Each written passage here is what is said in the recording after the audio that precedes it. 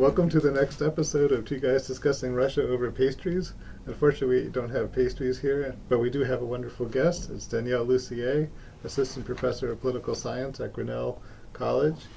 And we wanted to ask you, well, first of all, congratulate you on the publication of your new book, Constraining Elites in Russia and Indonesia. So we wanted to ask, how is it possible to constrain these elites? I mean, certainly Putin seems like he's quite a powerful leader. Mm-hmm. So one of the arguments that I make in this book is that when you have a regime change, an attempt to build a democracy, there's sort of a window of opportunity that is open for political participation. And that what needs to happen is that the population needs to do more than just vote in elections. They need to engage in participation between elections to demonstrate to elites that there are certain boundaries of acceptability of democratic behavior that they can't violate.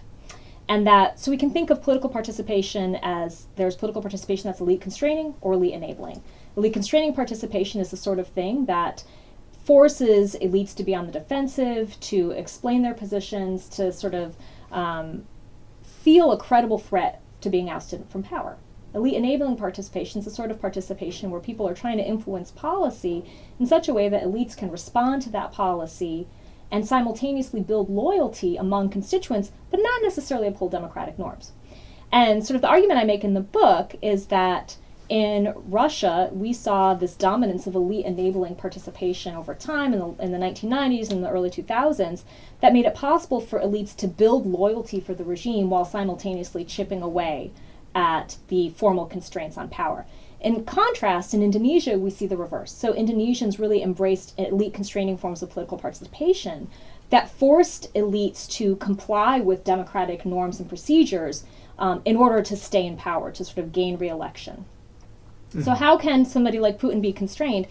You know, I hate to say it, but I think this window of opportunity is actually closed. So now what you're dealing with in Russia is a more deeply autocratic regime that's actively trying to repress participation.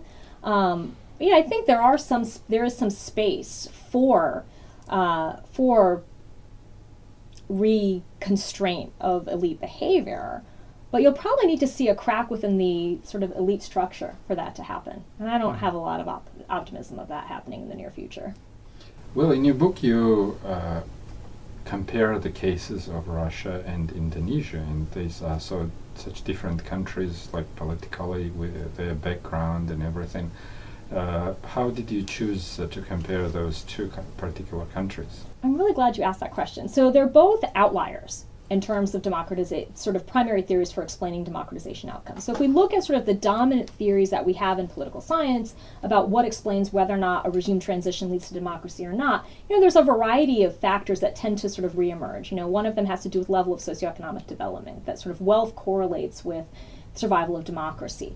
We know that, or we have reason to believe that heterogeneous populations have a harder time with democracy. We have reason to believe that oil correlates negatively with democracy.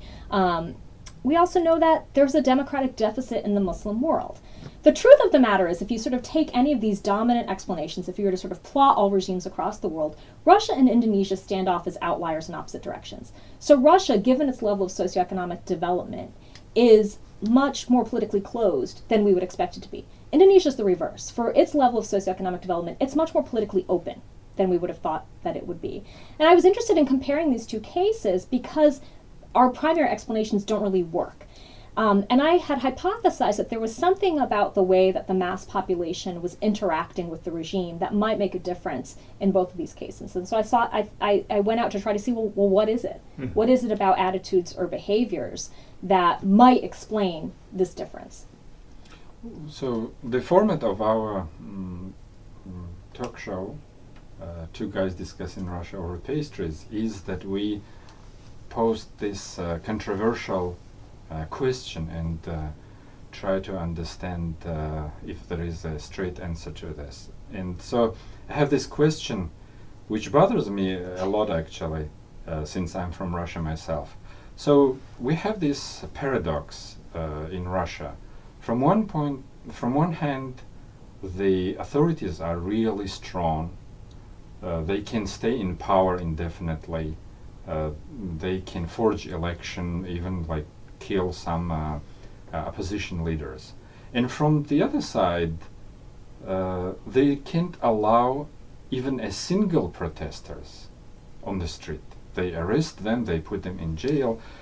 So what do you think? I wanted to ask both Robert and you to say your opinion. Does this paradox tell us that the Russian authorities are strong, or does it tell us that the Russian authorities are weak?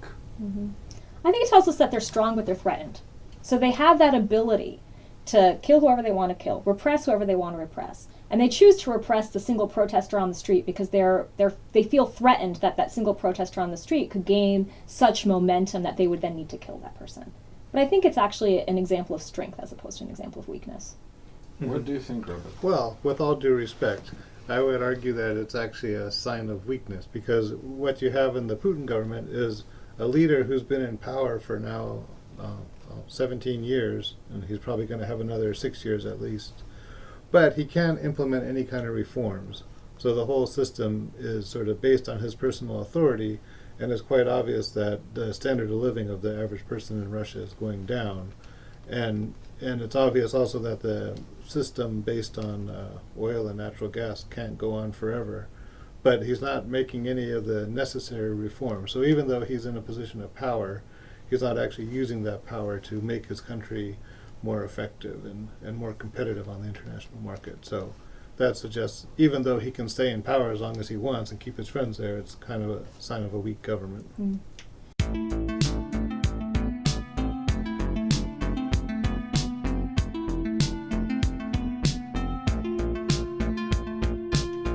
So Russian politics are so unpredictable that two leading experts came to a completely opposite conclusion about it, and the only adequate way to resolve it is to toss a coin, as we usually do.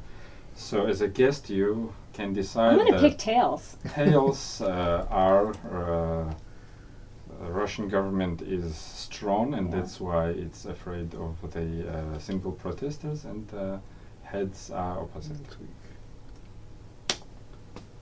Tails. Tails. I won. Yes. Russian government is strong. Congratulations. Well, Thank you. thank you so much for coming, and congratulations with your book, and we hope it will be very successful. And next time you're on the show, we'll have pastries for sure. All right. Thank you.